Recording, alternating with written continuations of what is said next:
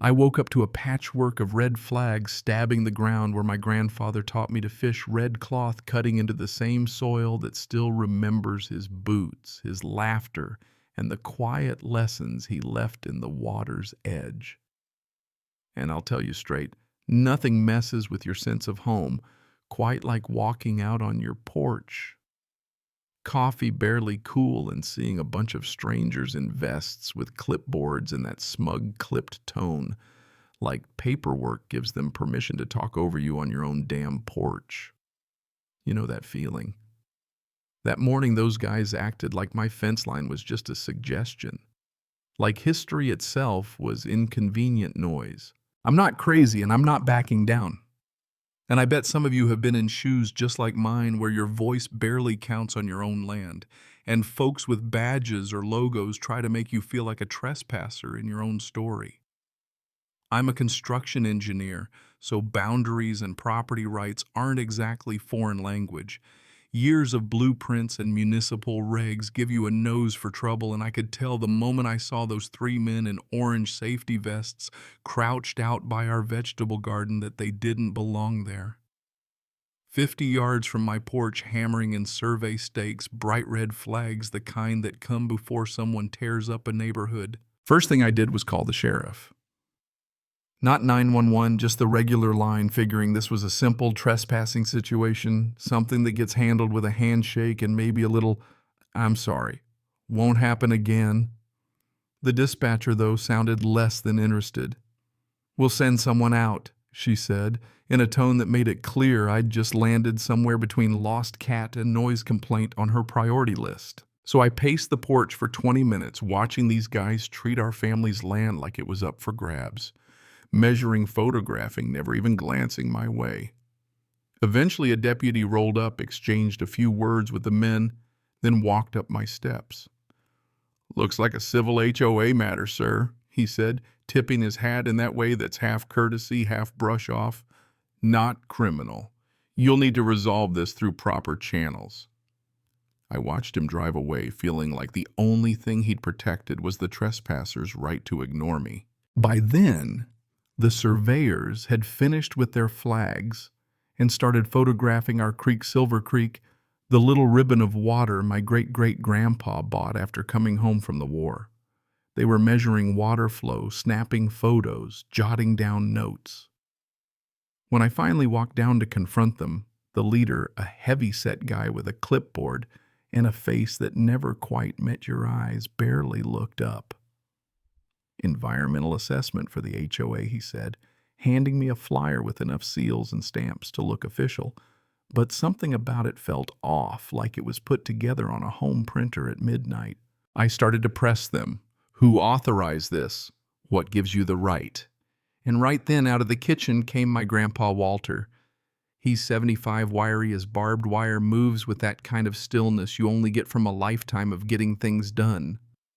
He stood in the doorway, sizing up the scene, then disappeared creak of his bedroom closet, heavy footsteps, and out he came carrying his old hunting rifle. He didn't point it at anyone, didn't threaten, just held it the way he might, a walking stick strolling down to the fence line like he was headed out for a morning check, and you could feel the temperature change. Suddenly the survey team went from cocky to careful eyes darting between each other. Walter looked the leader in the eye and asked calm as church, "You boys got authorization for this work?" The guy stammered something about HOA clearance, waving his clipboard like a magic wand. Walter didn't blink. "You got legal warrants?" That's when the air got heavy. The silence lasted maybe 30 seconds, but it felt like a lifetime. You could hear the birds in the creek, everything that made these guys look out of place. Well, that was all it took. The survey crew packed up faster than I've ever seen. Loaded their flags and gear, peeled out in their truck. No apology, no explanation. Walter just watched them go, then turned to me with this look, half amused, half tired. "That's 6 times they've sent folks onto our land," he said, matter of fact, as reading the weather. 6 times. I spent the rest of the morning studying the flyer, noticing that the so-called Green Line Environmental Assessment had a logo that looked suspiciously like it had been drawn with clip art. By lunchtime, Walter found me hunched over at the kitchen table. He poured us coffee, sat across from me, the weight of generations settling in around us. Your great-great-grandpa fought for this land twice, once with a rifle, once in court. Looks like it's our turn. That was the moment I realized this isn't just about property rights or HOA games. This is about whether my family gets to keep the land our ancestors sweated over. Next morning, I drove down to the county land office, a brick bunker that smells like old paper and lost time. The clerk, a thin woman with reading glasses, frowned at her monitor. Your property's flagged for watershed impact assessment, but state law requires 30 days written notice to the owner. You didn't get a letter. I told her not a word. She squinted at the screen, then enlarged a consent form with my name, my signature. Except it wasn't. It was a clumsy, fake, shaky lines ink smeared like it had been run through a wet fax machine. This looks strange, she muttered. I'll file a verification report. While I was still absorbing that in Breeze's Rick Larson, Greenspire development rep, big handshake, fake smile. Just happened to be in the area, he says, eyeing the screen. I didn't bother with pleasantries. Funny thing, Rick, your assessment team trespassed on my land. Someone forged my signature on that consent form. Rick chuckled too loud, but his eyes darted away. Administrative mix-up. But hey, if this area becomes a conservation zone, your property could double in value. Think of it as environmental stewardship for your wallet. Yeah, right. The county clerk, God bless her, cuts in property owners must receive 30 days notice and have a right to contest. She shows us the statute, the record, no notification sent, forged signature pending review. Rick's confidence drains out like water from a leaky bucket. I start digging. Every project Greenspire's done, same story. Partner with the HOA, fudge the paperwork, grab land for conservation that winds up a luxury resort. Rick tried one last time, pushing a retroactive consent form at me. I walked out pockets full of questions, but my gut knew this was theft, plain and simple. That night, Walter laid an old leather journal on the coffee table. My great-great-grandpa's notes, legal fights, survey battles, even the year someone moved our family graves 30 feet to try to steal more land. He knew control the water, you control everything. Walter pulled out 2 maps, the real 1964 military survey, and Greenspire's fake county map shifted 30 feet closer to our house. That's how they'd been getting away with it. Keeping 2 sets of boundaries, one for the records, one for the land grab. Walter looked me dead in the eye. We go public, Dean. The longer we wait, the more evidence they'll burn. I hesitated, worried about retaliation. If we don't fight now, there won't be anything left to fight for, he shot back. And the files he'd kept, photos, documents, even handwriting comparisons showing which county insider had been forging signatures, made it clear this wasn't just a local skirmish. It was systematic. I started talking to neighbors.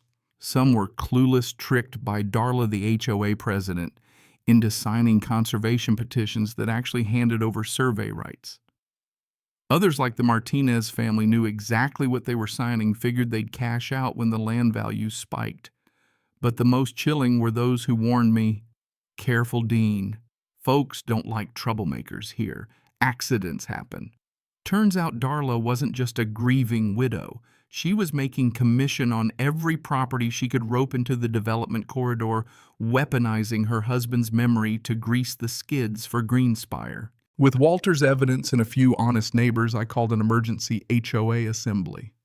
Darla tried to blame it all on a rogue board member, painting herself the victim. But when I tried to project the evidence, sabotaged. Static on the screen, accusations swirling. Then Walter's voice cut through, "Who sold the creek rights?" Silence. Darla stammered, tried to dodge, but Walter laid down the transfer document, creek rights, signed over to Greenspire, forged signatures and all. The room exploded. Residents shouted, demanded resignations, threatened lawsuits. The game was up.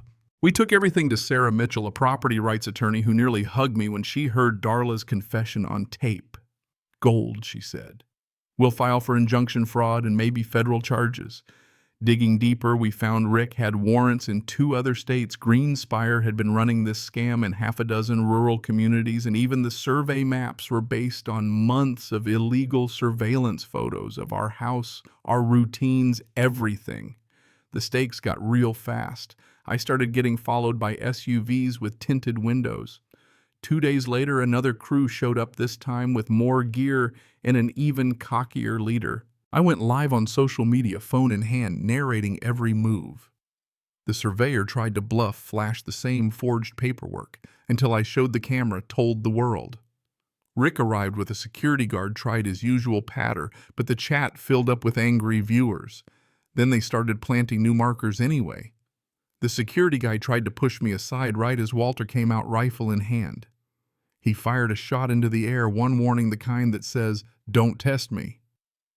Sirens, flashing lights, cops finally arrived, this time on camera for the world to see. Evidence in hand, signatures, boundary maps, Sarah's legal brief. The cops looked at Rick, checked his ID, and cuffed him on the spot.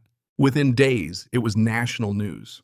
Environmental consultant arrested at gunpoint during land survey. That was the headline, and it spread like wildfire. Rick and the security guard both faced charges. Greenspire's assets were frozen. Darla was booted from the HOA and now faces civil and criminal suits. The county insider was arrested in Florida, rolled over on the whole operation. And our community fractured as it had been, came together for a barbecue by Silver Creek, honoring Walter and me for standing up, grilling burgers, swapping stories, laughing for the first time in months. Walter handed me the old maps, taught me how to protect the record store evidence file with the county. I realized this wasn't just about winning one battle. It was about guarding a legacy, passing it down, so no one could ever redraw our story. The survey flags are gone. The creek runs where it always has, and the rifle's back in Walter's closet. But the lesson sticks. Sometimes the only thing standing between memory and erasure is one stubborn old man with a backbone and a grandson willing to get loud. So if you stuck with me this far, I want to know, where do you stand? Have you ever fought for something that mattered against folks who thought paperwork could wipe out a legacy? Drop your story in the comments. Let's talk about what justice really means. Who gets to draw the lines and why we fight to hold them? And hey, if you think these stories need telling, smash that like, hit subscribe and stay sharp, because there's always another red flag waiting out there and it might just land on your side of the fence.